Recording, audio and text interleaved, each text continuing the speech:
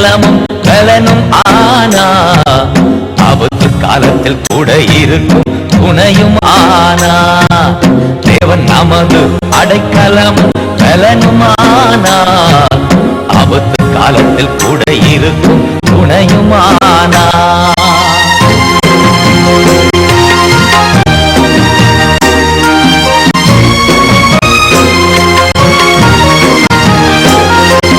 பூமி நிலை மாறி மலைகள் நடுங்கினாலும், பூமி நிலை மாறி மலைகள் நடுங்கினாலும் பயப்பட மாட்டோம், பயப்பட மாட்டோம், பயப்பட மாட்டோம், பயப்பட மாட்டோம். தேவன் நமது அடைக்கலமும் பலனுமானா, ஆபத்து காலத்தில் கூட இருக்கும் துணையுமானார். தேவன் எனது அடைக்கலமும் பலனுமானா, ஆபத்து காலத்தில் கூட இருக்கும் துணையுமானார்.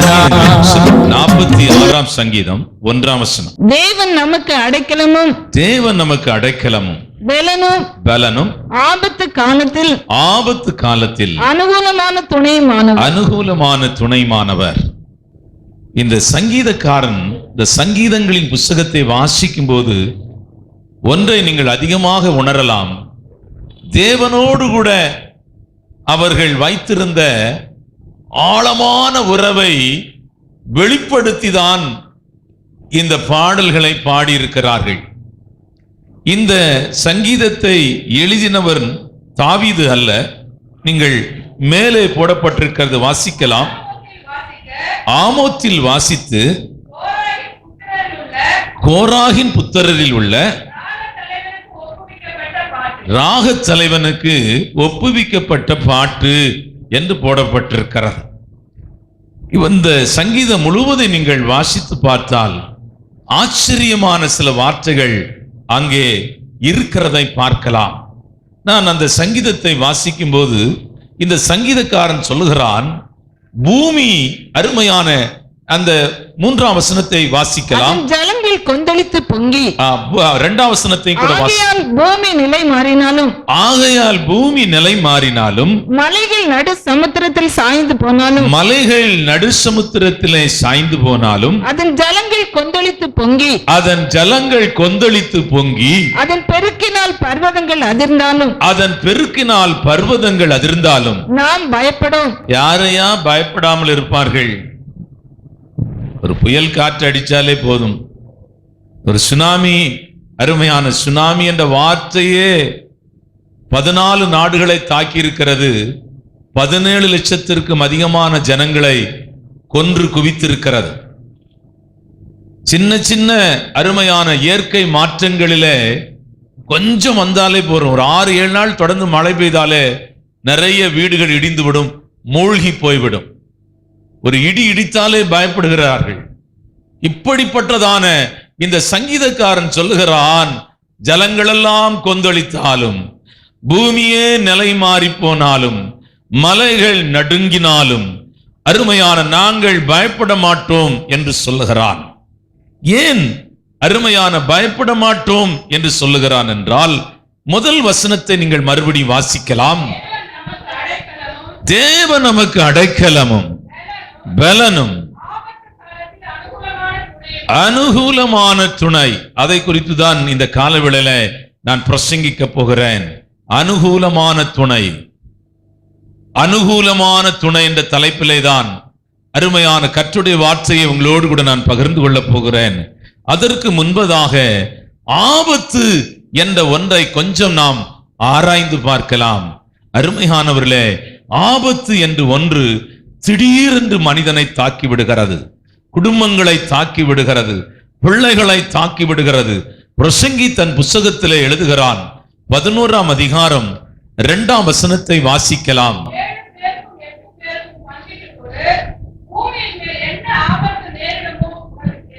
பூமியின் மேலே என்ன ஆபத்து நேரிடுமோ உனக்கு தெரியாது. ஆபத்து நிறைந்திருக்கிற இந்த பூமி, நீங்கள் ஒவ்வொரு நாளும் பேப்பர் நியூஸை வாசிக்கும் போது வியாதியிலே ஜனங்கள் மரிக்கிறார்கள், விபத்திலே மரிக்கிறார்கள், சமாதானம் இல்லாத தற்கொலை பண்ணிக் கொள்ளுகிறார்கள். அருமையானவர்களே, வாழ விருப்பமில்லாதபடி ஜனங்கள் வாழ்ந்து கொண்டிருக்கிறார்கள். இப்படிப்பட்டதான நாளைக்கு என்ன நடக்குமோ என்று தெரியாது என்று சொல்லுகிறார். நாம் என்னதான் திட்டமிட்டிருந்தாலும், என்னதான் யோசனை பண்ணி கொண்டிருந்தாலும், அருமையான நாளைக்கு என்ன நடக்குமோ என்று தெரியாது.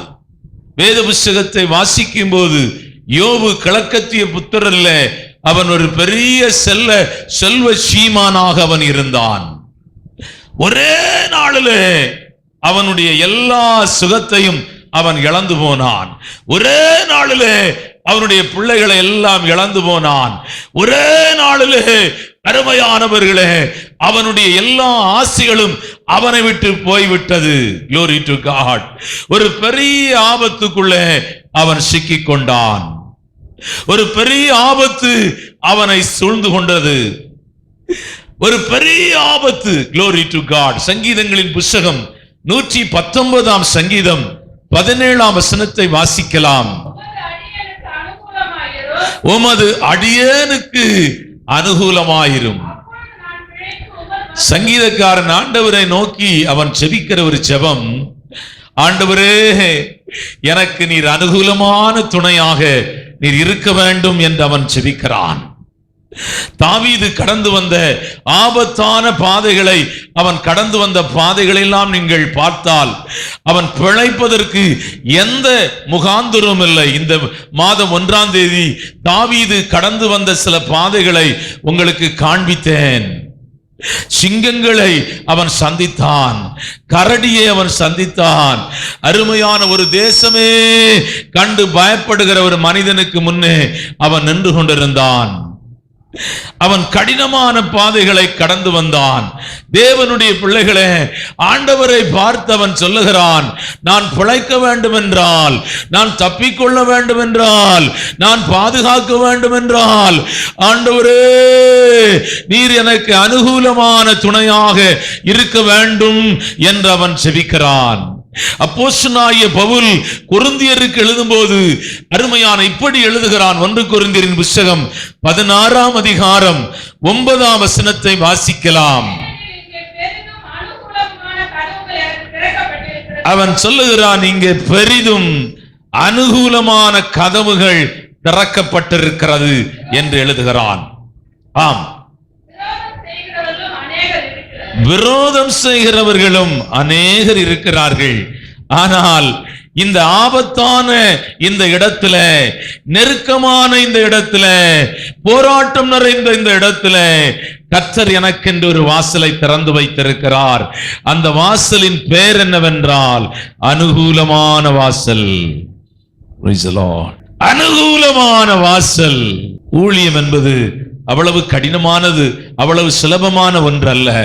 சத்துரு முழு வல்லமையோடு கூட நம்மோடு கூட போராடுவான். மாம்சம் முழு வல்லமையோடு கூட நம்மோடு கூட போராடும். உலகம் அருமையான நம்மோடு கூட போராடும். வேதம் சொல்லுகிறது, உன் வீட்டாரே உனக்கு சத்துரு என்று எழுதப்பட்டிருக்கிறது. இந்த போராட்டத்தின் மத்தியில் அவன் எழுதுகிறான், இங்கே எனக்கு அநேகர் தீமை செய்கிறவர்கள் இருக்கிறார்கள், ஆனால் தேவனாகிய கர்த்தர் எனக்கு இங்கே அனுகூலமான வாசலை திறந்து வைத்திருக்கிறார். இந்த காலவேளை ஆராதனையில போராட்டத்தின் மத்தியில, நெருக்கத்தின் மத்தியில, ஒரு உடைந்து போன அருமையான சூழ்நிலையில இந்த காலவேளையில இங்கே நீ வந்திருப்பாயானால், தேவனாகிய கர்த்தர் அருமையான உன்னை பார்த்து சொல்லுகிற, தீர்க்க தரிசனமாய் சொல்லுகிற ஒரு வார்த்தை உண்டு, நான் உனக்கு அனுகூலமான துணையாக இருக்கிறேன். இந்த சூழ்நிலையில வேத புஸ்தகத்தை வாசிக்கும் போது அருமையான ஆபத்து நிறைந்த அந்த இடத்துல அருமையான ஆண்டவர் அனுகூலமான வாசலை திறக்கிற தேவனாக இருக்கிறார். வேத புஸ்தகத்தை எஸ்தரின் புஸ்தகத்தின் 3ஆம் அதிகாரம் 13ஆம் வசனத்தை நீங்கள் வாசித்தால், முழு இஸ்ரவேல் ஜனங்களும் பெரிய ஆபத்திலே சிக்கிக் கொண்டார்கள். 6ஆம் மாதமான 12ஆம் மாதம் ஆம் ஆம் ஆம்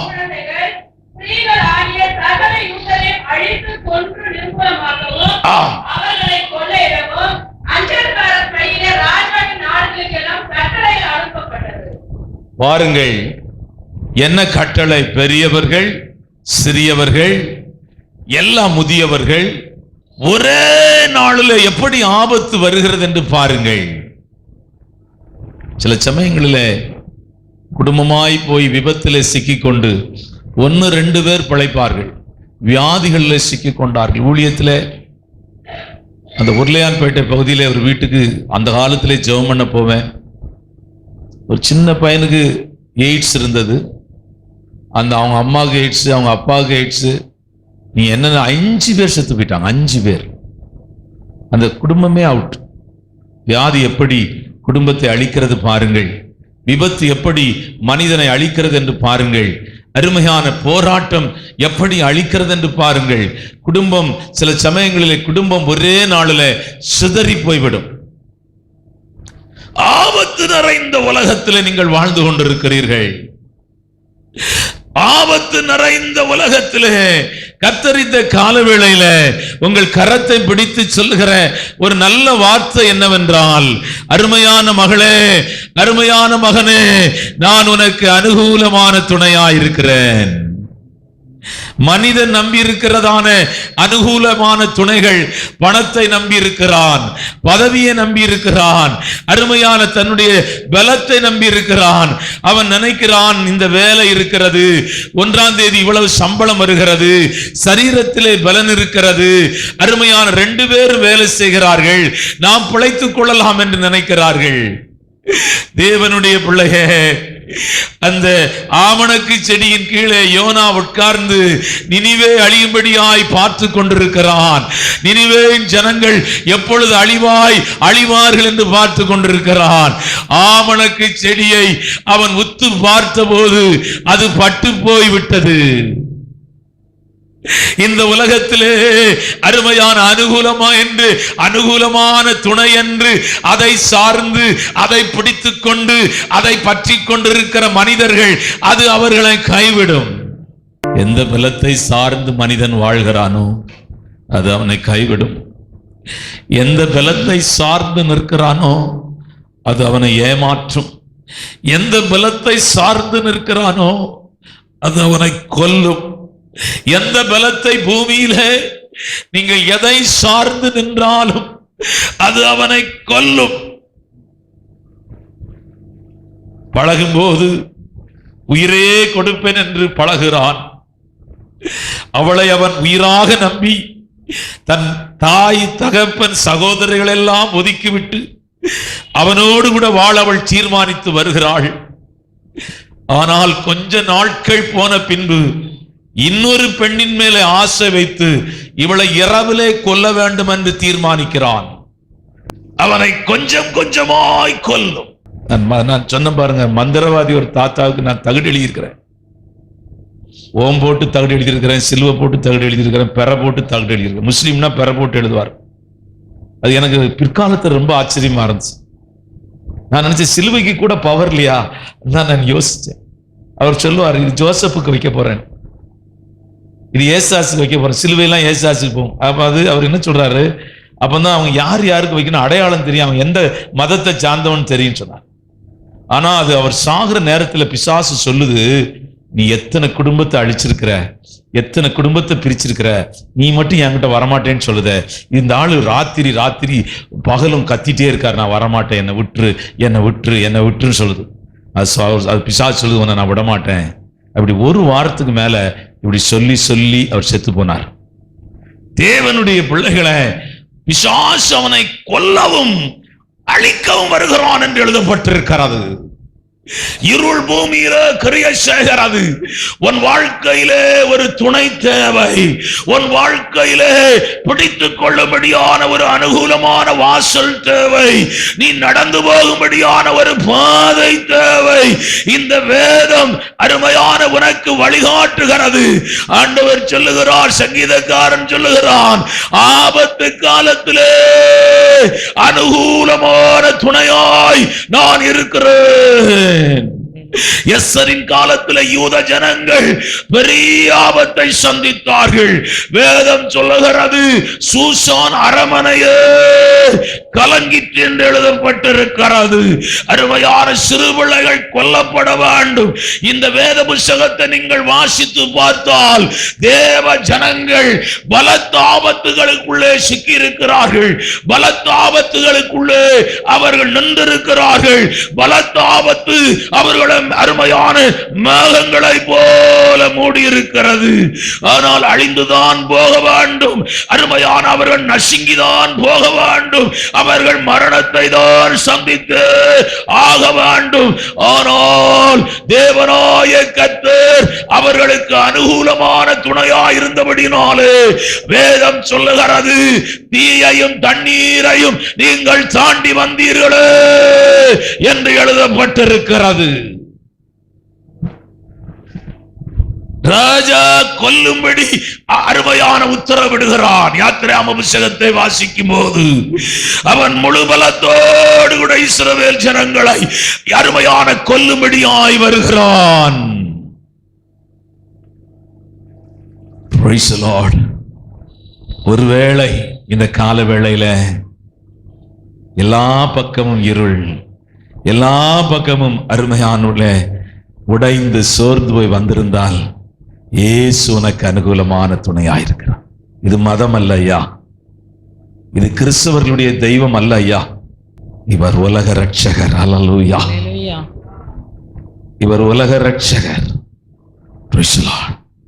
ஆபத்து காலத்திலே கர்த்தர் வைத்திருக்கிற 4 அனுகூலமான வாசலை இந்த காலவெளியில உங்களுக்கு அறிமுகப்படுத்த விரும்புகிறேன். அனுகூலமான துணை இருக்கிறேன் என்று சொன்னாரே, ஆபத்து காலத்திலே அந்த துணைக்குள்ளே மறைந்து கிடக்கிற அருமையான 4 அனுகூலங்களை உங்களோடு கூட நான் பிரசங்கிக்க விரும்புகிறேன். 1, அருமையான தேவனுடைய பிள்ளைகளே, இந்த ஆபத்து நேரத்திலே என்ன நடக்கிறது என்றால், ஜனங்கள் தேவனை தேட ஆரம்பிக்கிறார்கள். தேடுகிற அனுகூலமான வாசல். ஹல்லேலூயா, பிரைஸ் தி லார்ட். தேடுகிற அனுகூலமான வாசல். நல்ல சாப்பிட்டு நல்ல படுத்து கானான்ல நல்ல கொளுத்திருக்கும் போது அவர்கள் தேவனை மறந்தார்கள் என்று எழுதப்பட்டிருக்கிறது. இந்த ஆபத்தும் நெருக்கமும் வரும்போது ஒன்று நடக்கிறது. சின்ன பிள்ளைங்க பைபிள் வச்சிருக்கிறாங்க. பாட்டு சத்தமே கேட்காத வீட்டுல என்ன ஆனந்தம் பாட்டு கேட்குது ஐயா. எவன் கையிலையும் பைபிள் இருக்குது. சபை, அவன் வீட்டுக்காரர் சொல்றாரு, சபைக்கு கிளம்பு, ஆபத்து நெருங்கி இருக்கிறது, ஆபத்து சூழ்ந்து இருக்கிறது, அருமையான மரண பயம் சூழ்ந்து இருக்கிறது. நல்லா தூங்கிட்டு இருக்கீங்க, வீட்டுக்கு மேல தேங்காய் விழுது. ஒரு வீட்டுக்கு நான் ஜெபம் பண்ண போனேன். அவங்க சொல்லுவாங்க, பாஸ்டர் பொத்து பொத்துன்னு விழுறது மாதிரி தேங்காய் விழுறது மாதிரி தெரியும், ஏறி போய் பார்த்தா ஒண்ணு இருக்காது. அந்த வீட்டுல 7 நாள் ஜெபம், ஆனா மற்ற நாள் ஜெபமே பண்ண மாட்டாங்க. சில சமயங்கள்ல ஆண்டவருடைய ஊழியத்தை செய்வதற்கு பிசாசு உதவி செய்யும். ஒரு வித்தியாசமான தாட்ஸ் தான் உங்களுக்கு சொல்றேன். பேய ஆடினால தானே நம்ம சபைக்கு வந்தா, வைத்த வலினால தானே இந்த அம்மா இங்க வந்தாங்க. இல்லைன்னா வருவாங்களா? வரமாட்டாங்க. ஆபத்திலே கர்த்தர் வைத்திருக்கிற முதல் வாசல் என்னவென்றால், ஜனங்கள் தேவனை தேடுகிறார்கள். அனுகூலமான வாசல் என்று ஆவியானவர் என்னோடு கூட பேசினதை சொல்லுகிறேன். ஜனங்கள் கர்த்தரை தேடுகிறார்கள். பூமியை கொஞ்சம் அசைச்சாதான் ஜனங்க அசைவாங்க. அந்த கட்டடம் இடிஞ்ச பிறகுதான் அமெரிக்காவில் அருமையான சபை கூட ஆரம்பிச்சான். 4 பேர் 5 பேர் வர்ற சபையெல்லாம் கட்டடம் இடிஞ்ச பிறகுதான் சபையில உட்காரவே இடம் இல்லையா. அவன் 6 மணிக்கு மேல அரசாங்கம் சொல்லுது, 6 மணிக்கு மேல வெளியே போகாத, இருட்டின நேரம் வெளியே போகாத. அப்பதான் சபைக்கு வர்றாங்க. தேவனை தேடுகிறார்கள். எப்படி தேடுகிறார்கள் எழுதப்பட்டிருக்கு தெரியுமா? கருத்தாய் தேடுகிறார்களாம். நீங்க எடுத்தவர்கள் வாசிக்கலாம். அவர்கள் தங்கள் குற்றங்களை உணர்ந்து என் முகத்தை தேடு மட்டும்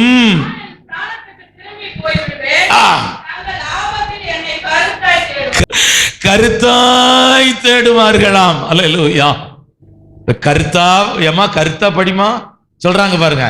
ஓ கருத்தா இருமா பிள்ளைகிட்ட அம்மா சொல்றாங்க கருத்தா இருந்துக்கமா, எல்லாம் கருத்தா இருந்துங்க, அங்க போகும்போது இப்படி இருந்துக்க, இங்க போகும்போது இப்படி இருந்துக்க, அப்படி இப்படி இப்படி எல்லாம் சொல்லி கொடுக்குறாங்களே. கருத்தாய் தேவனை தேட வேண்டும் ஐயா. கருத்தாய் தேடுவார்களாம், கவனமாய் தேடுவார்களாம். தூக்கம் வருமா பண்ற நேரத்துல அவன் செத்து கிடக்கிறான் கீழே. ஏன்னா அவன் பிரசங்கம் கேட்டு ஏற்கனவே செத்து போனான். ஏற்கனவே கேட்டு கேட்டு கேட்டு அவன் செத்துதான் சபையில இருந்திருக்கிறான். அவன் செத்ததுனாலே தான் தூக்கம் வந்தது. அவன் செத்ததுனாலே தான் கீழே விழுந்து போனான். நிறைய பேரை பிரசங்கம் அசைக்காது, ஒரு சின்ன கட்டி அசைச்சு விடும். நிறைய பேர் பிரசங்கம் ஒன்று செய்யாது. ஒரு ஜுரம் வந்து டாக்டர் சொல்றாரு 1000ல் ஒருத்தருக்கு தான் இப்படி ஒரு ஜுரம் வரும். நான் 20 வருஷம் பிரசங்கம் பண்ணிட்டு இருக்கிறேன், அதெல்லாம் அவன் ஆண்டவரை தேடல. இப்ப 9:30 மணிக்கே வந்து உட்கார்ந்து இருக்கிறான். நான் நினைச்சேன் பிரசங்கம் கேட்டுதான் மனம் திரும்பிட்டான் போல. போன வார பிரசங்கத்துல அவன் சொல்றான், இல்ல பாஸ்டர் டாக்டர் செத்து போவார்னு சொன்னார், அதனால தான் வந்தேங்கிறான். ஆபத்துல கருத்தாய் தேடுவார்களாம். அங்க நீங்கள் வாசித்தால் எஸ்தரின் புத்தகம் 4ஆம் அதிகாரம் 1, 2, 3 வசனங்களை வாசிக்கலாம். நடந்த யாவற்றையும் மொர்தெகாய் அறிந்தபோது மொர்தெகாய் தன் வஸ்திரங்களை கிழித்து ரெட்டுடுத்தி சாம்பல் போட்டுக்கொண்டு நகரத்து நடுவே புறப்பட்டு போய் உயரமுள்ள மகா சத்தத்துடனே அலறிக்கொண்டு ராஜாவின் அரமனை வாசல் முகப்பு மட்டும் வந்தான். ரெட்டுடுத்தினவனாய் ராஜாவின் அரமனை வாசலுக்குள் பிரவேசிக்க ஒருவனுக்கும் உத்தரவில்லை. ராஜாவின் உத்தரவும் அவனுடைய கட்டளையும் போய் சேர்ந்த ஒவ்வொரு நாட்டிலும் ஸ்தலத்திலும் உள்ள யூதருக்குள்ளே மகா துக்கமும் உபவாசமும் அழுகையும் புலம்பலும் உண்டாய். ஐயா, எங்கு பார்த்தாலும் உபவாச கூட்டம், எங்கு பார்த்தாலும் ஜெப கூட்டம், எங்கு பார்த்தாலும் வேத வாசிப்பு. ஏனென்றால் பட்டயம் கழுத்துக்கு பக்கத்தில் நின்று கொண்டிருக்கிறது. ஐயா, பட்டயம் கழுத்துக்கு பக்கத்தில் இருக்கிறது. அனுகூலமான வாசலை கர்த்தர் திறக்கிறார். 8 மணிக்கு எழும்புறோம், 4 மணிக்கு முட்டி போட்டு ஜெபம் பண்றான். பட்டயம் எங்க வீட்டுக்கு வாசலில் இருக்கிறது, என் அண்ணனுக்கு தலையில் இருக்கிறது, எங்க அம்மாவுக்கு தலையில் இருக்கிறது, எங்க அப்பாவுக்கு தலையில் இருக்கிறது. ஆண்டவரே, நீர் இறங்க வேண்டும், நீர் ஜீவனுள்ள தேவன். அருமையான இதெல்லாம் முன்னாலே எப்ப போச்சு? முன்னாலேயே இதெல்லாம் சொல்லல. நல்ல கறிகிரிலாம் சாப்பிட்டு டேபிள்ல கர்த்தர் கொடுத்தார் கர்த்தர் கொடுத்தார் சொல்லிட்டு இருந்த. இப்ப சத்தம் மாறுதே. ஆண்டவர் சில சமயங்களில் ஆபத்து காலத்திலே அவர் திறக்கிற வாசல் என்னவென்றால், அருமையான கட்டப்பட்ட வாய்கள் எல்லாம் திறக்கிறது. அருமையான சத்தமிடாதவனும் சத்தமிடுகிறான். யோனாவின் புத்தகம் 3ஆம் அதிகாரம் 5, 6 வாசிக்கலாம்.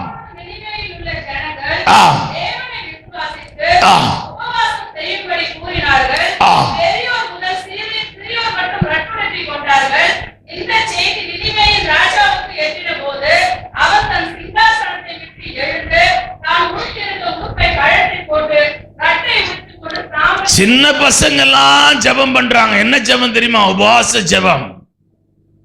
மாடு சாப்பிடலையா, கோழி சாப்பிடலையா, அருமையான ஆடு சாப்பிடல. இவனே இங்க உபவாசம் பண்ணிட்டு போய் வீட்டை சமைச்சாதானே ஆடு கோழி எல்லாம் சாப்பிட முடியும். கர்த்தர் அவரை தேடுகிற ஒரு அனுகூலமான வாசலை ஆபத்து காலத்திலே திறக்கிறார். ஆகவேதான் சங்கீதக்காரன் சொல்லுகிறான், உபத்திரப்பட்டது நல்லது, அதனால் என்னுடைய பிரமாணங்களை நான் கற்றுக்கொண்டேன். உபத்திரப்பட்டது நல்லது, அதனால் என்னுடைய பிரமாணங்களை கற்றுக்கொண்டேன். சங்கீதக்காரன் சொல்லுகிறான், சங்கீதங்களின் புத்தகம் 77ஆம் சங்கீதம் 9ஆம் வசனம், இரவும் பகலும் என் கையை நான் விரித்துக் கொண்டே இருக்கிறேன். என் ஆபத்து நாளில் ஆண்டவரை தேடினேன். என் ஆபத்து நாட்களிலே ஆண்டவரை தேடினேன். இரவிலும் என் கை தளராமல் விரிக்கப்பட்டிருந்தது. இரவிலும் என் கை தளராமல் விரிக்கப்பட்டிருந்தது. ஆபத்து காலத்திலே கர்த்தர் திறக்கிற முதல் வாசல், தேவனை தேடுகிற வாசலை கர்த்தர் திறக்கிறார். ஆதி அன்பு எப்படி உயிர்ப்பிக்கப்படுகிறது? அனலான அருமையான ஆவிக்குரிய ஜீவியம், குளிராய் போன ஆவிக்குரிய ஜீவியம் எப்படி அருமையான பலப்படுத்தப்படுகிறது என்று சொன்னால், ஆபத்து சில சமயங்களில் விசுவாசிகளை அவர்களை சூழ்ந்து கொள்ளும் போது, அவருடைய பிள்ளைகளை சூழ்ந்து கொள்ளும் போது, அவருடைய குடும்பங்களை சூழ்ந்து கொள்ளும் போது, இப்பொழுது அவர்களுக்கு ஒரே ஒரு அருமையான பாதை தான் உண்டு. அவர்கள் தப்பிக்கொள்ளும்படியாய், அவர்கள் பாதுகாக்கும்படியாய், அவர்கள் விடுதலையாக்கும்படியாய் சர்வ வல்லமை உள்ள தேவன் ஒருவர்தான் உண்டு.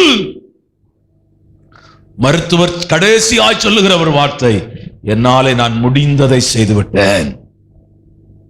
உதவி செய்கிறவர்கள் கடைசியாய் சொல்லுகிற வார்த்தை, என்னாலே முடிந்த அளவு உதவி செய்து விட்டேன், இனி என்னால் ஒன்றும் செய்ய முடியாது, இவ்வளவுதான் என்னாலே செய்ய முடியும், இதற்கு மேல் என்னாலே செய்ய முடியாது. தேவனுடைய பிள்ளையே, எனக்கு ஒத்தாசை வரும் பர்வதங்களுக்கு நேராக என் கண்களை ஏறெடுக்கிறேன். வானத்தையும் பூமியும் உண்டாக்கின தேவனிடத்திலிருந்து எனக்கு ஒத்தாசை வரும். இவர் ஒரு அனுகூலமான வாசலாக, அனுகூலமான வழியாக இருக்கிறார். வேதம் சொல்லுகிறது, ஆபத்து காலத்திலே என்னை நோக்கி கூப்பிடு, அப்பொழுது நீ அறியாததும் எட்டாததுமான அருமையான காரியத்தை நான் செய்வேன். காலை வேலை கூட்டத்துக்கு வந்துட்டீங்க, சாயங்கால கூட்டத்தில் வீட்டில் சும்மா தானே சன் டிவியில தானே உட்கார்ந்து இருக்கிறீங்க, நியூஸ் பேப்பர்ல தானே உட்கார்ந்து இருக்கீங்க, வாக்கிங் கிரவுண்ட்ல ஒரு நாள் நடக்க இல்லைன்னா நீங்க ஒன்னும் உங்க ஆயுசு நாள் அருமையான ஒன்னும் குறைஞ்சு போகாது. சாயங்கால கூட்டத்துக்கு வரலாமே, சும்மா தானே வீட்டில் இருக்கிறீங்க. ஏதோ ஜனங்கள் ஆபத்து நம்மை சூழ்ந்திருக்கிறது, நம் குடும்பத்தை சூழ்ந்திருக்கிறது, நம்முடைய பிள்ளைகளை சூழ்ந்திருக்கிறது, தப்பிக்கொள்ள வேண்டும் என்று தேவனை தேடுகிற ஒரு கூட்டம் இருக்கிறது. நினிவே பட்டணத்தில் பாட்டு சத்தம் கேக்குதியா? ஆனா இஸ்ரவேலின் பாளையத்திற்குள்ளே அருமையான கன்று குட்டியை உண்டு பண்ணி ஆராதிக்கிறார்கள். தேவனை அறியாத ஜனங்கள் தெய்வத்தை தேடுகிறார்கள். தெய்வத்தை அறிந்த ஜனங்கள் அருமையான தெய்வத்தை தேடுவதில்லை. அப்படியே தேடினாலும் ஷார்ட் ஆராதனை, 5 to 6, 6 to 7, 7 to 8, 8 to 7. அவன் சொல்றான் 7 ஆராதனை நடக்குதான். பாஸ்டர் 7லயும் பேசுவாராம். எனக்கு என்ன, அவர் பாஸ்டர் என்னதான் பேசுவார் எனக்கு தெரியல. 3 ஆராதனையில் அவர் என்ன, ஒரு பாயிண்ட் ஒரு ஆராதனை, 2வது பாயிண்ட் 2வது ஆராதனையா? இந்த ஜனங்க ஆராதனை எப்படி நின்றுட்டு இருக்கிறாங்கன்னா, சீக்கிரமும் சீக்கிரமும் சீக்கிரமும் அவர் நேரத்தில் சீக்கிரமும் இப்படி நின்றுட்டு 3 பேர் நின்றுட்டு, குடும்பத்தில் உள்ள 3 பேர் நின்றுட்டு ஆராதனை அட்டன் பண்ணிட்டு இருக்கிறாங்க. போ பின்னாடி பெஞ்சில் உட்காந்து, முன்னாடி இருக்காத, அவர் எலும்பு பாப்பாரு, அதை ஒரு பிரசங்கமா பண்ணுவார். சீக்கிரம் பின்னாடி உட்காந்து அப்படி பின்னாடியே போயிடும். ஆஸ்பத்திரியில போய் பின்னாடி 222 சீட். நான் 6 மணிக்கு வந்து இடத்த பிடிச்சி வச்சிருக்கிறேன், நீ இப்ப வந்துட்டு இடத்த தள்ளி விடுறியா? டாக்டர் அவர், நீங்க டாக்டர் கிட்ட போகும்போது தான் 4 மணி ஆகுது. அந்த நேல்சம்மா சொல்லுது, முடிஞ்சு போச்சு, போ நாளைக்கு வா. நான் 6 மணிக்கு வந்தேன், நாளைக்கு 6 மணிக்கு வான்னு சொல்லிட்டு அனுப்பிச்சு, நீ நாளைக்கு 5 மணிக்கே வந்து இடத்த பிடிச்சிக்கோ. இங்கெல்லாம் போய் காத்திருக்கிறாங்க. இவ்வளவு ஜனங்க எப்படி இருக்கிறாங்க யோசிப்பாரு. எல்லாம் லகுவாக பெற்றுக்கொள்ள வேண்டும். ஆனா உலகத்துல நீங்க பாத்துங்க, எதுவுமே லகு கிடையாது. எல்லா இடங்களிலும் ஜனங்கள் அருமையான காத்திருக்கிறார்கள், தேடுகிறார்கள். உலகத்திலே மனுஷன் எல்லா இடங்களிலும் தேடுகிறான். கர்த்தருடைய ஜனங்களை கர்த்தர் அருமையான கானானுக்கு கொண்டு போய் பாலும் தேனும் ஓடுகிற தேசத்திலே அவர்களை கர்த்தர் உட்கார வைத்து அவர்கள் தேவனை மறந்தார்கள், தேவனை தேடாமல் போனார்கள். அவர்கள் தெய்வத்தை ஆராதிக்காமல் போனார்கள் என்று எழுதப்பட்டிருக்கிறது. அருமையான தாவீதின் காலத்திலே நாத்தான் மேல் வந்து சொல்லுகிறான், தாவீதை பார்த்து சொல்லுகிறான், நான் 40 வருஷமாய் இஸ்ரவேல் ஜனங்களின் நடுவிலே ஒரு கூடாரத்திலே குடியிருந்தேன். எந்த பிரபுக்களை பார்த்தாயிலும், எந்த பணக்காரரை பார்த்தாயிலும், எந்த செல்வந்தரை பார்த்தாயிலும் எனக்கென்று ஒரு ஆலயத்தை கட்ட வேண்டும் என்று ஒருவனுக்கும் தரிசனத்திலேயோ சொப்பனத்திலேயோ அசிரி வார்த்தையிலேயோ நான் பேசினதே இல்லை. ஆனால் என் தாசனாகிய தாவீது எனக்காக ஒரு ஆலயத்தை கட்ட வேண்டும் என்று அவன் நினைத்திருக்கிறானே. அவன் சந்ததி அழியாது, அவன் சந்ததி துளிர்த்து நிற்கும். அவன் சந்ததியிலேதான் சர்வ வல்லமை உள்ள ஆண்டவராகிய இயேசு வந்து பிறந்தார். அல்லேலூயா. தாவீதின் குமாரனாகிய இயேசு கிறிஸ்து என்று எழுதப்பட்டிருக்கிறது. தேவனுடைய பிள்ளையே, முதலாவது ஆபத்தின் காலத்தில் தேவனுடைய ஜனங்களுக்கு கர்த்தர் திறக்கிற முதல் அனுகூலமான வாசல் அவர்கள் தேடுகிறவர்களாக கர்த்தர் மாற்றுகிறார். ஹல்லேலூயா. வேறு வழி இல்லை, தப்பி போக வழி இல்லை. இரவெல்லாம் பாட்டு, பகலெல்லாம் பாட்டு, வேத வாசிப்பு, ஜபம், அழுகை. இந்த முதலே நீங்க செய்திருந்தனா இந்த ஆபத்து அருமையான உங்கள் ஜீவியத்தில் எல்கையிலே கூட வந்திருக்காது. அல்லேலூயா. இரண்டாவது கர்த்தர் திறக்கிற அனுகூலமான வாசலை உங்களுக்கு அறிமுகப்படுத்துகிறேன்.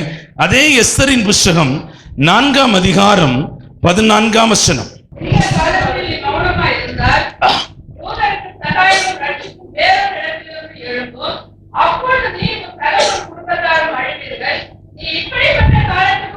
ஆபத்து காலத்துல சில சமயங்களில் ஆண்டவருடைய பிள்ளைகள் உதவி செய்வார்கள் என்று எதிர்பார்ப்பு இருக்கதான் செய்யும். ஆனால் மொர்தெகாய் அப்படி எதிர்பார்க்கவில்லை.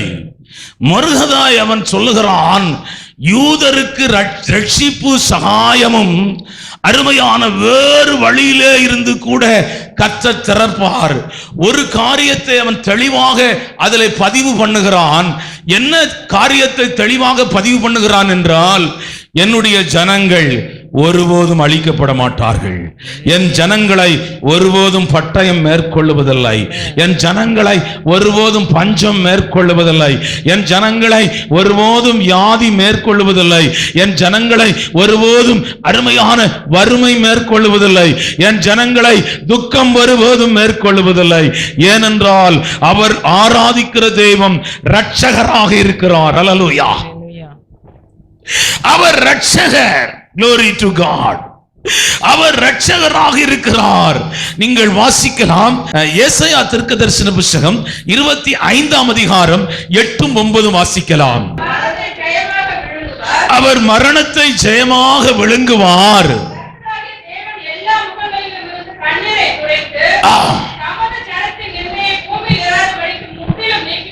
முற்றிலும் நீக்கி விடுவார். கர்த்தரே இதை சொன்னார். இவரே நம்முடைய தேவன், இவருக்காக காத்திருந்தோம். இவர் நம்மை ரட்சிப்பார். இவரே கர்த்தர்.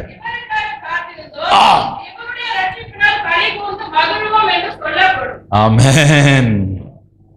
நீங்கள் வெட்கப்பட்டு போவதே இல்லையா? ஆண்டவரை நம்பி நீங்கள் வந்திருக்கிறீர்கள் அல்லவா?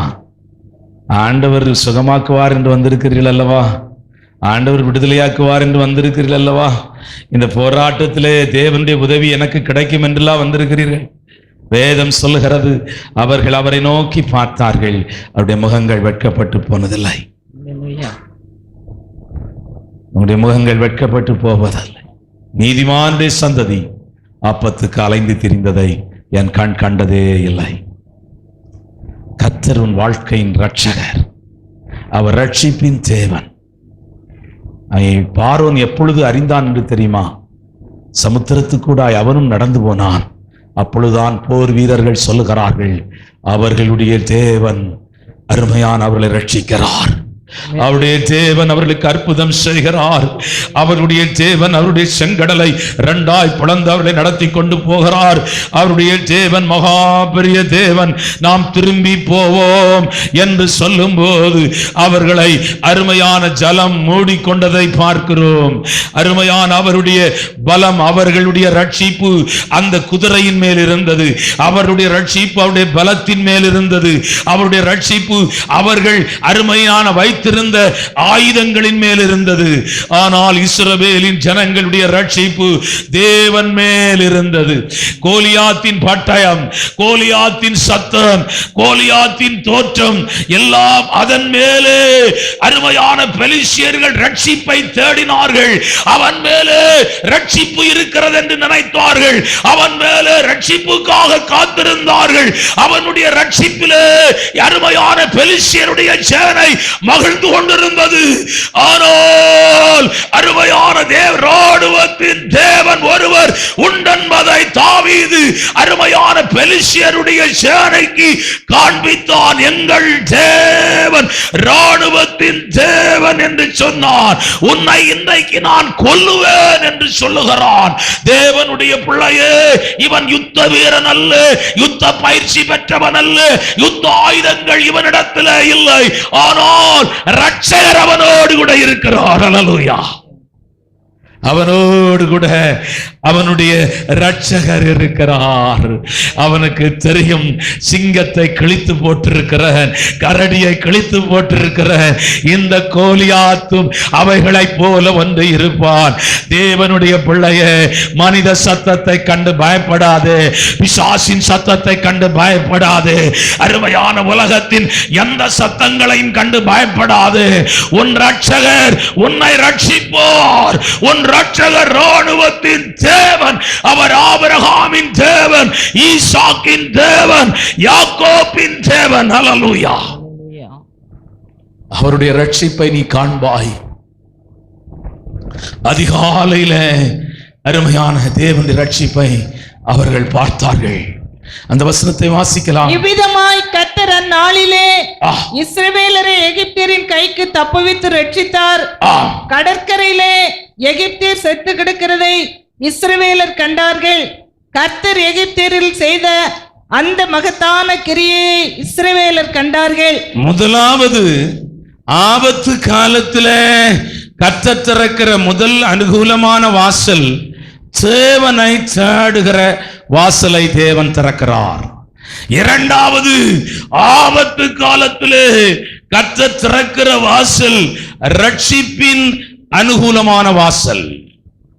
எப்படி ஆயிலும் ஆண்டவர் உங்களை ரட்சிப்பார். எப்படிலாம் தெரியாது. தேவனுடைய பிள்ளையே, இந்த காலவேளை ஆராதனையில ஒரு ரட்சிப்பை ஆபத்து காலத்திலே கர்த்தர் திறந்து விடுவார். பட்சிக்கிறவனிடத்திலிருந்து பட்சணம் உண்டாகும். தேவனுடைய பிள்ளையே, இந்த காலவேளை ஆராதனையிலே பட்சிக்கிறவனிடத்திலிருந்து பட்சணம் உண்டாகும். நீ நினைக்கிற மாதிரி அல்ல. கர்த்தர் ரட்சகர். அவர் உன்னை விடுதலையாக்குகிறவர் ஐயா. அவர் உன்னை தப்புவிக்கிறவர் ஐயா. அருமையான ஒரு சின்ன கூழாங்கல்லிலே முழு இஸ்ரவேல் ஜனங்களுக்கும் கர்த்தர் ரட்சிப்பை வைத்திருந்தார் ஐயா. ஒரு சின்ன கூழாங்கல்லிலே முழு இஸ்ரவேல் ஜனங்களுக்கும் அருமையான விடுதலை வைத்திருந்தார். ஒரு சின்ன கூழாங்கல் தான் தாவீதை இஸ்ரவேலின் ராஜாவாக அடையாளம் காட்டினது. இந்த சின்ன கூழாங்கல் தான் தாவீதின் வாழ்க்கை அருமையான திசை திருப்பி விட்டது. இந்த சின்ன கூழாங்கல் தான் தாவீதை இஸ்ரவேல் ஜனங்களிடத்தில் பராக்கிரமசாலியாக காண்பித்தது.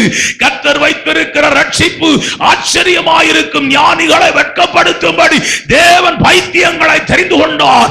பலமுள்ளவைகளை வெட்கப்படுத்தும்படி தேவன் பலவீனமானவைகளை தெரிந்து கொண்டார். உள்ளவைகளை அவமாக்கும்படி இழிவானவைகளையும் அற்பமானவைகளையும் கர்த்தர் தெரிந்து கொள்ளுகிறவராயிருக்கிறார்.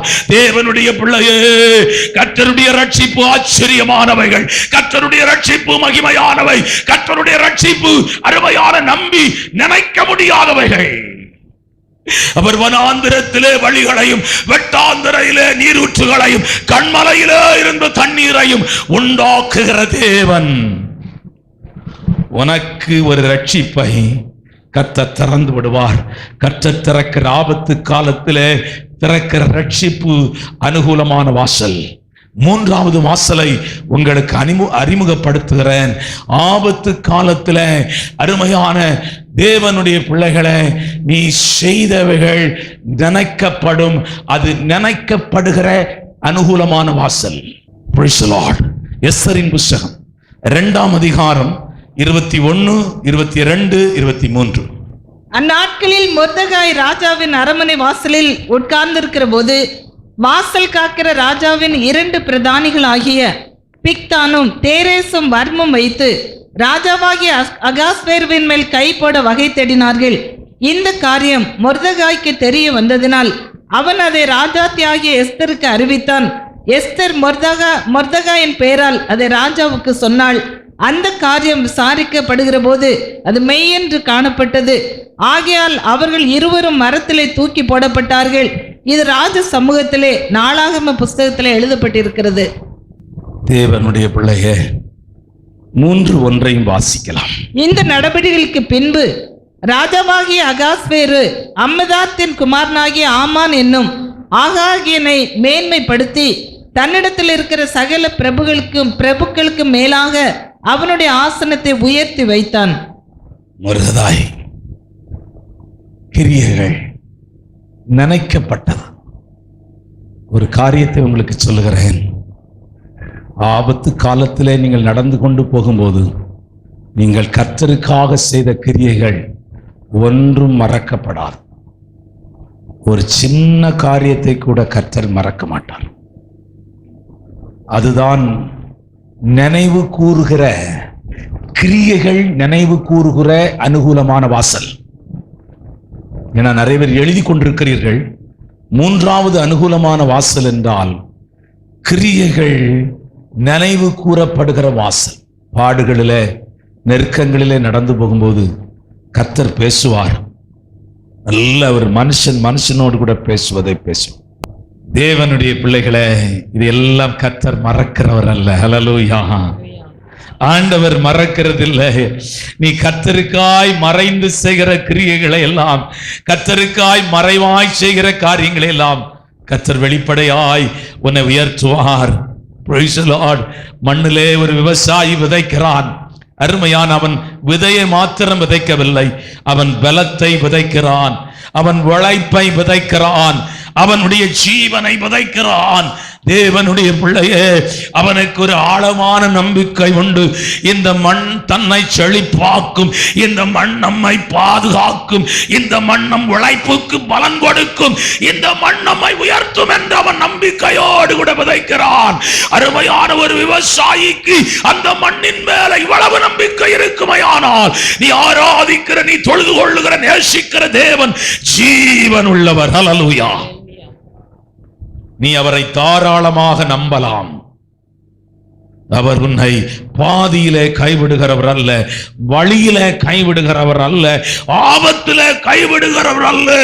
ஆபத்திலே நான் உனக்கு அனுகூலமான துணையாயிருக்கிறேன் என்று சொல்லுகிறவர். ஹல்லேலூயா. அவரை நீங்கள் நம்பலாம்.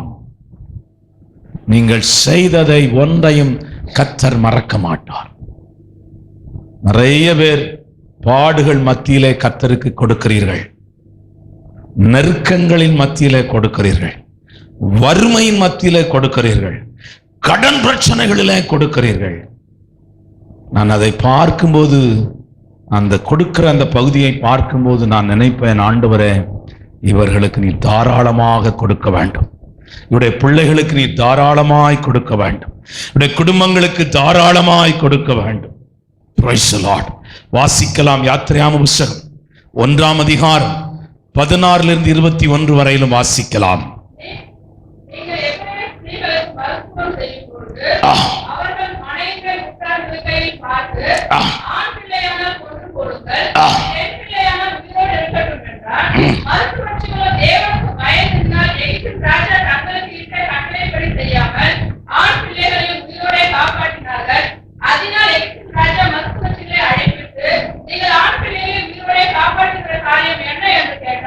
அதற்கு மறுமலர்ச்சிகள் பார்வோனை நோக்கி, எபிரெய ஸ்திரீகள் எகிப்திய ஸ்திரீகளை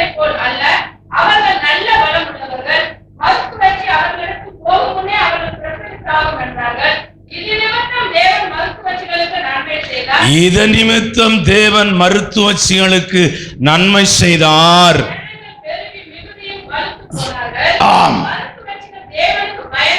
மருத்துவச்சிகள் தேவனுக்கு பயந்ததினால். ஆமென். மூன்றாவது அனுகூலமான வாசல் கிரியைகள் நினைக்கப்படுகிற அனுகூலமான வாசல். நான்காவது பேசி முடிக்கிறேன். தேவனுடைய பிள்ளைகளை ஆபத்து காலத்திலே கர்த்தர் திறந்து வைத்திருக்கிற அனுகூலமான வாசலை குறித்து உங்களோடு கூட நான் பிரசங்கித்துக் கொண்டிருக்கிறேன். நான்காவது தேவன் திறக்கிற அனுகூலமான வாசல் என்னவென்றால், சத்துருக்கள் சுதறடிக்கப்படுவார்கள். ஏனென்றால் நீ முன்னேறி செல்ல முடியாதபடி, நீ வளர முடியாதபடி, அருமையான நன்மைகளை காண முடியாதபடி தடைச்சுவராய் நிற்கிற சத்துருவின் வல்லமைகள் அருமையான தேவனுடைய பிள்ளைகளை தகர்க்கப்படுகிற அருமையான ஒரு வாசல் அல்லது தகர்க்கப்படுகிற ஒரு அனுகூலம் அருமையான தேவனிடத்திலே இருந்து உனக்கு உண்டாகிறபடினாலே அவர்கள் அருமையான சுதறடிக்கப்படுவார்கள். எவ்வளவு பெரிய ஆளா இருந்தாலும் நீ சும்மா ஜெர்மனி பாட்டு பாடிட்டு தான் போற, அதனுடைய பவர் தெரியாது. சில சொல்லுவாங்களே பவர் பவர்ங்கிறாங்களே, நீ ஆளு பிரைசல் ஹார்ட். தேவனுடைய பிள்ளையே, கர்த்தர் உனக்காக யுத்தம் பண்ணுகிறவர், கர்த்தர் உனக்காக வழக்காடுகிறவர், கர்த்தர் உனக்காக கிரியை செய்கிறவர். ஒருவேளை பலவான்கள் உன்னை சூழ்ந்திருக்கலாம், 1000-10,000 பேர் உன் பக்கத்திலே விழுந்தாலும் அது உன்னை சேதப்படுத்துவதில்லை. அக்கினிமயமான ரதங்கள் அருமையான தேவனுடைய மனுஷனை சூழ்ந்திருக்கிறதை அவனுடைய வேலைக்காரனாலே பார்க்க முடியவில்லை. பார் என்று சொல்லுகிறான். அப்பொழுதுதான் அக்கினிமயமான குதிரைகள் தேவனுடைய மனுஷனை சூழ்ந்து நிற்கிறதை அவன் கண்களினாலே பார்க்க முடிந்தது. உன்னை காக்கிற தூதர்கள் உன்னோடு கூட இருக்கிறார்கள். அவர்கள் அக்கினிமயமான குதிரைகளோடு கூட, அக்கினிமயமான ரதங்களோடு கூட உன்னை பாதுகாத்துக் கொண்டிருக்கிறார்கள். வேதம் சொல்லுகிறது, இஸ்ரவேலை காக்கிறவர் உறங்குவதும் இல்லை, தூங்குவதும் இல்லை. நீ ஒன்றும் பயப்படாது. காலையில பூசணிக்கா உங்க வீட்டுக்கு முன்னாடி கிடக்குதா, மஞ்சள் பூசி இருக்கா, அந்த பகுதியை மட்டும் வெட்டி மத்தெல்லாம் சமையல் பண்ணிரு. காய்கறி வாங்க போனா இதை எடுத்துக்கோ. தேங்காய் உடைச்சு கிடக்குதா, கழுவி திருவி துவையல் போட்டு. எலுமிச்சம்பழம் சிவப்பா இருக்குதா, லேசா வெட்டி தள்ளிட்டு ஜூஸ் போட்டு. நீ என்னன்னா இந்த எலுமிச்சம்பழத்தை பார்த்துட்டு அன்னைக்கு உபாச கூட்டம் உங்க வீட்டுல, விசாசே உன்னை கட்டுகிறேன் கட்டுகிறேன் கட்டுகிறேன். காலையில இருந்து சாயங்காலம் வர பரவாயில்ல, ஏதாவது சத்தமாவது போட்டு கிடக்கட்டுன்னு விட்டு வேண்டிதான். கட்டாத ஆள்லாம் கட்டிட்டு கிடக்குதான். உன்னை காக்கிற தேவன் உறங்குவதும் இல்லையா? எவ்வளவு மந்திரவாதிங்க வரட்டுமே. தொட்டண்ணா அங்க வந்து பேசியிருக்கிறார். தொட்டண்ணா மந்திரவாதி பேசி செத்து விட்டா இருக்கும். ஏன்னா இந்த மந்திரவாதிகளுக்கு தான் பயப்படவே மாட்டேன். ஒன்னும் பயப்பட தேவையே கிடையாது. அங்கிருந்து ஒரு மந்திரவாதி மதகடிப்பட்டு இருந்து இங்க வந்து சாட்சி சொன்ன, உங்களுக்கு தெரியுமா இயேசுதான் தெய்வம்னு. அவன் தொழிலே இந்த மாதிரி குறி கேட்கறது, வைக்கிறது, போறதுதான். இயேசுதான் யா தெய்வம். ஹல்லேலூயா. இயேசுதான் யா தெய்வம். இயேசுதான் யா ரட்சகர். இயேசுதான் யா மீட்பர். கிறிஸ்தவ தெய்வம் நினைக்காதையா, கிறிஸ்தவங்களுக்கு தெய்வம் நினைக்காதியா. நமக்கு இயேசுநாதர், நாங்கெல்லாம் கிறிஸ்தவம் கிடையாது. என் வீட்டுல ஒருத்தம் கூட கிடையாது கிறிஸ்தவம், குடும்பத்துல ஒருத்தம் கூட கிடையாது. ரோமன் கேத்தலிக் கிறிஸ்தவம் கூட ஒருத்தம் கூட கிடையாது. என் அண்ணன் வந்து குருசாமி, அவன் ஒரு லெட்டர் எழுதியிருக்கிறான். அவன் முதல்ல நான் இயேசு ஏற்றுக்கொள்ளும் அவன் சொன்னா, பிச்சை எடுத்து சாக போற அந்த பைபிளும் கைமாத்திர, இனி வீட்டுக்கு வரக்கூடாதுன்னா. பிச்சை எடுத்து சாக போற பாரு. அப்போ இந்த வீட்டுக்கு பிச்சை எடுக்க வரக்கூடாதுன்னா, நீ போனா பக்கத்து வீட்டுக்கு போ, இந்த வீட்டுக்கு வரக்கூடாது. அடிக்க வந்தான். அவன் தான் ஒரு 50 சாமி 100 சாமிக்கு கட்டெடுத்து தலையில வச்சு ஐயப்பன் கோயிலுக்கு போறவன். அவன் எழுதியிருந்தான், அவன் பாணியில் எழுதியிருந்தான், நீ கும்பிடுற சாமி பரவாயில்ல, நல்ல சாமி தான், அது உனக்கு நன்மை செய்திருக்குது. நான் கும்பிடுற சாமி ஒவ்வொரு வருஷமும் நான் கடன் வாங்கி தான் மலைக்கு போறேங்கிறான். அவன் எழுதியிருந்தான் அந்த லெட்டர். நான் கொஞ்ச நாள் வச்சிருந்தேன். அப்புறம் சரி, அது நிறைய லெட்டர் உண்டு, அதெல்லாம் தீத்துவர போட்டேன். தேவனுடைய பிள்ளையே, நம்முடைய ஆண்டவர் ஆபத்து காலத்துல அனுகூலமான வாசலை திறக்கிறவர். வாசிக்கலாம். Praise the Lord.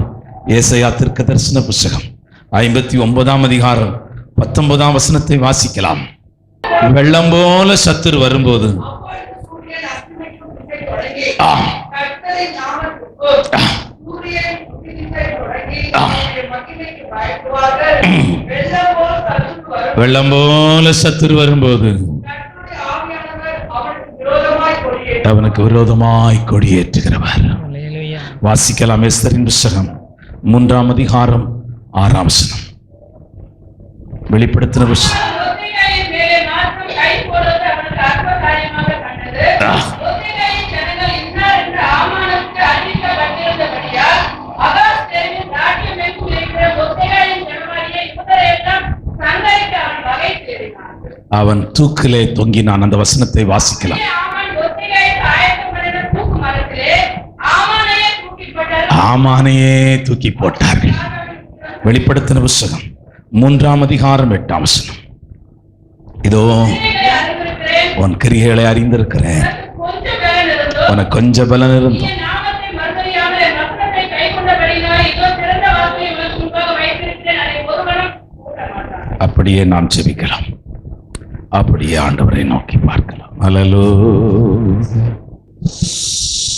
ஆண்டவர் உனக்கு வாசலை திறக்கிறவர், அனுகூலமான வாசலை திறக்கிற ஆண்டவர், அனுகூலமான பாதைகளை திறக்கிற ஆண்டவர். ஆபத்து காலத்துல நீ என்னை நோக்கி பார்க்கிறபடினால் நான் உனக்கு அடைக்கலமாயிருக்கிறேன், அனுகூலமான வாசலாயிருக்கிறேன். ஆண்டவரை பார்த்து, அப்பா எனக்கு ஒரு அனுகூலமான வாசலை நீ திறவும் ஆண்டவரே. இந்த சூழ்நிலை, இந்த பாடுகள், இந்த நெருக்கத்திலே நான் வந்திருக்கிறேன், உமக்கு தெரியும் அப்பா, ஒரு அனுகூலமான வாசலை திறவும் என்று சொல்லுங்களே. கண்ணீரோடு கூட அவரை தேடுங்களே, நீங்கள் கண்டடைவீர்கள். பலத்த அற்புதங்களை கர்த்தர் உங்கள் வாழ்க்கையில செய்வார். அலைகளின் மத்தியிலே, கொந்தளிப்புகளின் மத்தியிலே, கண்ணீரின் மத்தியிலே நடந்து வருகிற மகளே, கர்த்தர் உன்னை கடந்து போக உதவி செய்வார். ஓ, விடாதே, இயேசுவை விட்டு விடாதே. இந்த சூழ்நிலையில கர்த்தர் அனுகூலமான வாசலை உனக்கு திறப்பார்.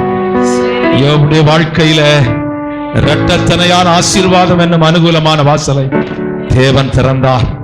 வேதம் சொல்லுகிறது, அவன் முன்னிருந்ததை காட்டிலும் பின்னிருந்ததாக அவனுடைய மேன்மை, அதிலும் மேன்மையாய் அவன் இருந்தான். ஓ, கர்த்தர் உனக்கு ஒரு வாசலை திறப்பார். அந்த வாசல் அனுகூலமான வாசல்.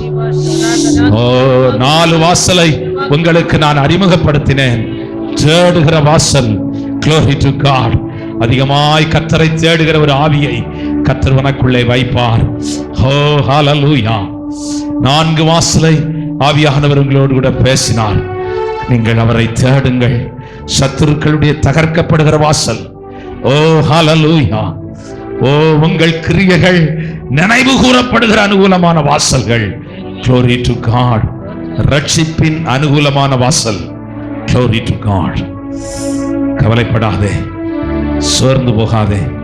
இந்த பூமிக்குரிய யாத்திரையிலே உனக்கு ரட்சிப்பை கர்த்தர் வைத்திருக்கிறார். சத்துருக்கள் முன்னேறி செல்ல முடியாதிருக்கிற தடை சுவர்கள் தகர்க்கப்படும். அவன் எவ்வளவு பெரிய மனிதனாயிருந்தாலும் உனக்கு விரோதமாய் எழும்புகிற ஆயுதம் வாய்க்கவே வாய்க்காது. ஏனென்றால் உன் தேவன் உனக்கு இரட்சகராக இருக்கிறார். உன் தேவன் உனக்கு ரட்சிப்பை உண்டு பண்ணுகிறவராக இருக்கிறார். உன் தேவன் உனக்கு ரட்சிப்பை உண்டு பண்ணுவார். நேசிக்கிற எங்கள் அன்பின் ஆண்டவரே, ஆபத்து காலத்துல அனுகூலமான துணையாய் இருக்கிறவரே உமக்கு ஸ்தோத்திரம். ஆண்டவரே, எங்களுடைய ஜீவிய யாத்திரையிலே இதுவரையிலும் நடந்து வர நீர் எங்களுக்கு பாராட்டின மேலான கிருபைக்காய் ஸ்தோத்திரம். உம்முடைய மகிமையான கரத்திலே நான் வைக்கிறேன். ஆண்டவரே உமக்கு ஸ்தோத்திரம் ஐயா. ஆபத்து காலத்தில் அனுகூலமான துணையாய் இருக்கிறவரே உமக்கு ஸ்தோத்திரம். அநேக அற்புதங்களை செய்வேன் என்று உடைய பிள்ளைகளுக்கு வாக்கு பண்ணியிருக்கிறீர். ஆண்டவரே, கர்த்தருடைய வார்த்தை அவர்களுக்கு உள்ளத்தில் விதைத்திருக்கிறீர். ஆவியானவரே, கிரியை செய்யும். இயேசுவின் நாமத்தில் ஜெபிக்கிறேன் பிதாவே. என் ஆத்துமாவே கர்த்தரை ஸ்தோத்திரி, என் முழு உள்ளமே அவருடைய பரிசுத்த நாமத்தை ஸ்தோத்திரி. என் ஆத்துமாவே கர்த்தரை ஸ்தோத்திரி, அவர் செய்த சகல உபகாரங்களையும் மறவாதே. ஆமென். கர்த்தராகிய இயேசு கிறிஸ்துவின் கிருபையும் பிதாவுடைய அன்பும் பரிசுத்த ஆவியானவருடைய அன்யோன்ய ஐக்கியமும் இந்த காலவேளை ஆராதனையில் வந்த ஒவ்வொருவரோடும் விசேஷ விதமாயிருக்கும்.